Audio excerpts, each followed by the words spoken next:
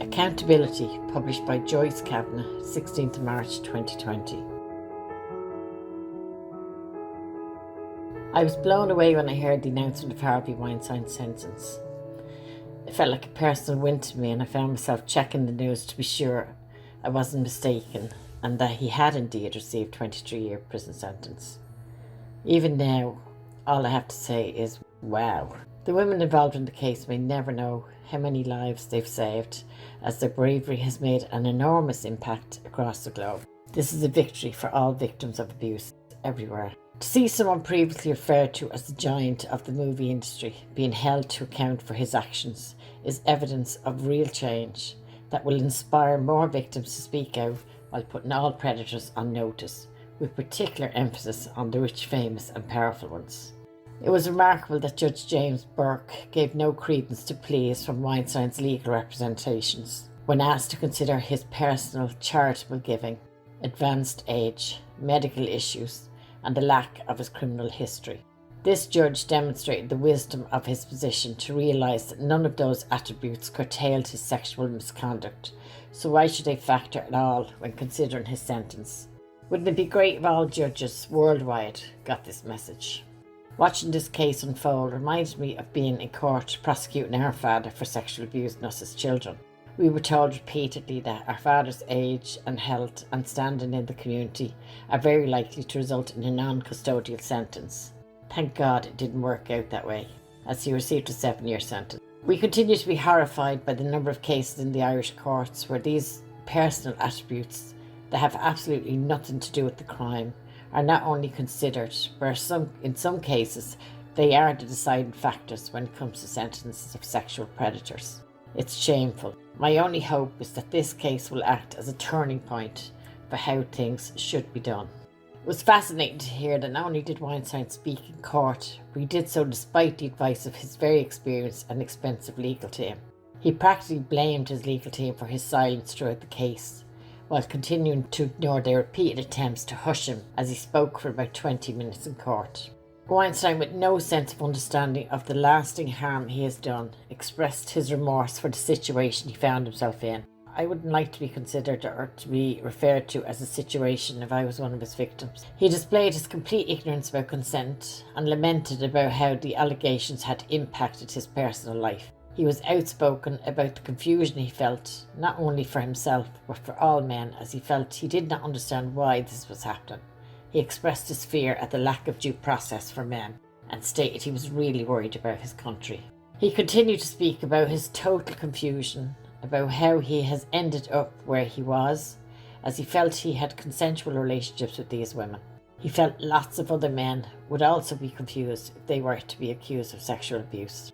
He wanted the judge to speak to people he felt had greatly benefited from his charitable work, naming the 9/11 in particular. It was clear that he believed he had done nothing wrong, and that was happening to him in the courts was both unfair and injustice. To me, all predators when caught focus their concern on what's happening to them and how they have been personally impacted without a thought for their victim. It seems of great importance to them that we understand the pain they're in. They have no desire to understand the damage they've done to their victims. These similarities tell us something about the type of people we're dealing with. My father's only words when receiving his sentence was, "I hope you're all fucking happy now." I've no doubt he believed we were the ones that caused him great pain, while he remained oblivious to the pain he had brought into our lives. The closest my father ever came to an apology was on one of his early court appearances. My sisters, brothers and my mother were all huddled in a circle standing in a hallway of a packed courthouse. My father appeared behind Paula and he tried to push past her to get to my mother. Paula wasn't moving. He was furious, with veins standing out in his neck. He had no choice but to continue his speech he'd prepared from the outskirts of the group. He spit his words out. He was so angry that he could no longer intimidate us to move and let him speak to my mother. He began to mutter some form of apology to my mother. She was not interested in anything he had to say and simply ignored him. He was furious at her lack of obedience, and Paula's continued obstruction really bothered him. The audacity of him to act like a leader he believed he was, while spurting out an insincere apology and expecting that to change everything. The guards noticed him and walked towards him to remove, so he had to reluctantly walk off, still enraged, believing we were the problem. I find it interesting that regardless of what case is taking place in the media, but particularly when it's a big case. Memories of our own experience get triggered. I feel a great sense of pride in the courageous women involved in all sexual abuse cases, and hope these women know just how amazing they are and what a great service they're doing for the millions of victims out there.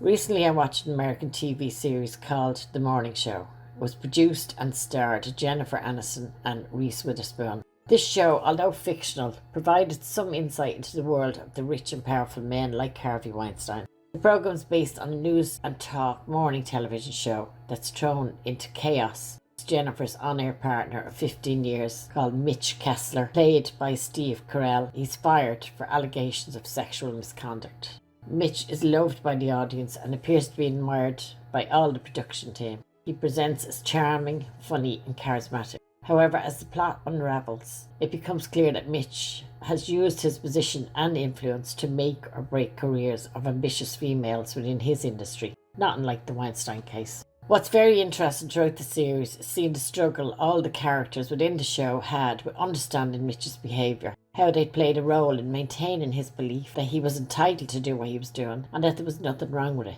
It explores how those around him, especially the heads of the network, colluded in allowing him to basically get away with sexual abuse for years, as all they focused on was the rape. Mitch's own struggle with accepting that his behaviour had serious consequences for the women he abused was demonstrated really well. Even the female colleagues, and specifically Alex, his co-anchor and friend, really didn't want to see that they had to turn a blind eye to what he did, except that it was just his way, and in fact the way of the world of business. This programme will challenge you to see how easy it is to work in or live in a toxic culture, a culture that allows those with all the power to do what they want to whom they want. It demonstrates how we all can turn a blind eye to injustice, as to speak out would mean a chance of losing careers, friends or family members. But more importantly, it shows how powerful men like Harvey Weinstein and Jimmy Savile can and did get away with abuse, even when in plain sight. They are aware that if you turn away once, you are unlikely to ever speak. You've been listening to the Kavanagh Sisters blog posts. We hope that these blogs provide helpful information based on our personal views and experiences, and encourage conversations about these topics that we cover. You can contact us on Twitter, Instagram, Facebook, or directly at thekavanaghsisters@gmail.com.